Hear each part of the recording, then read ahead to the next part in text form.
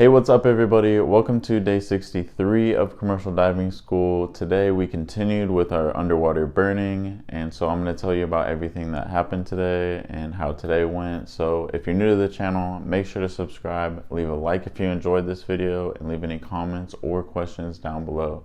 So in yesterday's video, I told you guys that we're going to be splitting up the class, and everybody who didn't finish underwater burning yesterday, we're going to continue today to finish up the rest of the people. And then everybody else who already burned, we're going to start underwater welding. But there was a change of plan, and basically the rest of this week, including today, we're going to continue underwater burning. So today is Wednesday, tomorrow is Thursday, and then Friday, all we're going to be, underwater burning. Another thing is, when we were burning off the dive station yesterday, we started with one ground and one stinger. So basically one person at a time is burning, but today we actually hooked up two stingers. So now I think for the rest of the week, we're going to try to get two people burning at the same time. And what's cool about that, and which I didn't know, was that you have a machine running. I can't remember what kind it is. I think it's your average generator welding machine. So it's pretty common welding machine. I can't remember what it's called, but anyways, I didn't know that you can run two sets of leads off of the same machine, and it can handle both outputs. You can do that with underwater burning, but you can't do that with underwater welding. So because I guess burning requires a lot less amperage, and welding, you need that constant flow of amperage the whole time. Anyways, that was something that we changed up that was a little bit different, so I thought I'd let you guys know. And it's something that I learned too. But we actually didn't get through everybody that was supposed to go today. So we're trying to get everybody who was left who didn't get to burn, but we got through as much people as we could, and then we still had a couple people that didn't get to go. So it's good that we continue throughout the week. Some people might get to go twice. What we were burning on was basically like a barrel that's underwater, and it has a bunch of holes in it from everybody else who's burned on it already. But then we added it's basically like a hatch, like a diamond plated, like a diamond pattern, like plate. I think it's only about that thick. It's not very thick. And we dropped it in, and the instructor was saying that they want like a sliver cut off of it, and I think that might go towards everybody's grades, to get a good grade on underwater burning, you got to get your own sliver cut off or whatever. It's just kind of a way that they keep track of stuff, like, when you're welding topside, you weld your plate, and then they can keep track of something that you did, saying that you learned how to do this based on your plate, like a physical reminiscence of the work that you've done, or representation. That's what I was trying to say. So, and then the same thing with what was it? There's something else that we did that represents basically. Anyway,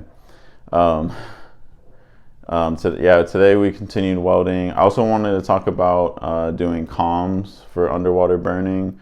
So while you're doing comms for the diver that's in the water, you're also controlling the knife switch. So if you know anything about electrical stuff, when you have a complete circuit, you can have a break in the circuit, and that's basically like a light switch. Like a light switch, when you switch it on and the light turns on, it completes the circuit. Like you're basically touching like the metal, and then when you turn the light switch off, you're opening that circuit, like you're breaking it, and so the light turns off. So that's kind of like the knife switch. It's like basically you have two like inserts. I don't know what to call them, but they're basically shaped like this, and it's metal, and one side has like basically a piece of metal. I don't know how to explain it, but it's basically like, you know, in the old time movies, like the Frankenstein movie, where it's like Igor, like throw the switch, you know, that kind of switch, basically like that. So anyway, you're controlling that switch, and what that's for is kind of like a safety, where you don't want the rod to be hot. That's what we call it. We call it being hot when the circuit is complete. We call it cold when the circuit is broken. You don't want it hot the entire time, because it's just going to be, electricity is going to be flowing, and it's just not safe. So you want it to be broken until you're ready to start burning.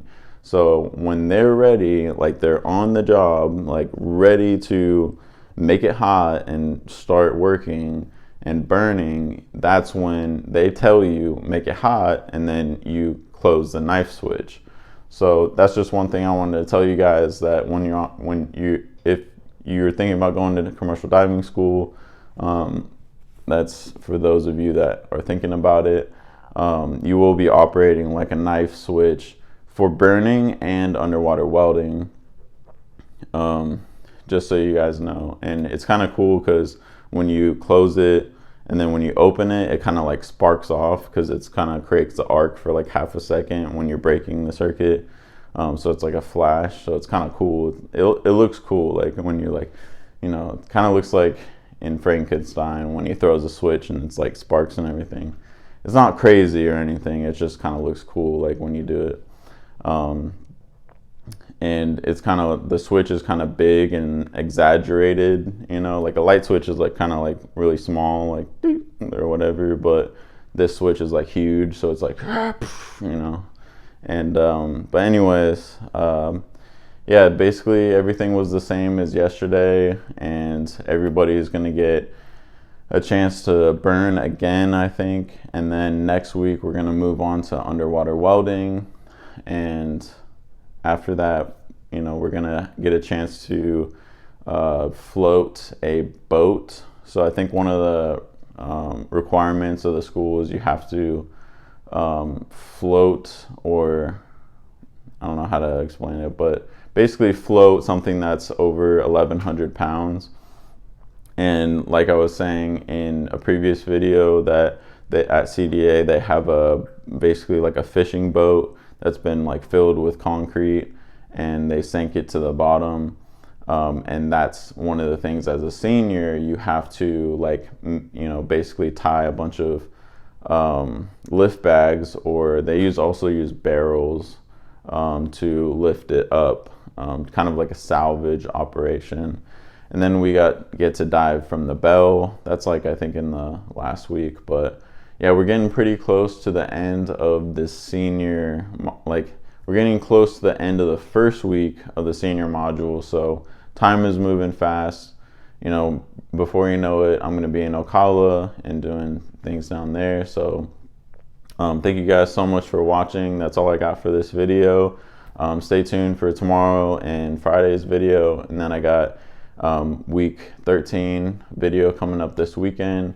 So yeah, like I said, if you're new to the channel, subscribe, leave a like if you enjoyed this video, and leave any comments or questions for me down below. And I hope you guys have a great one. I'll see you in the next video.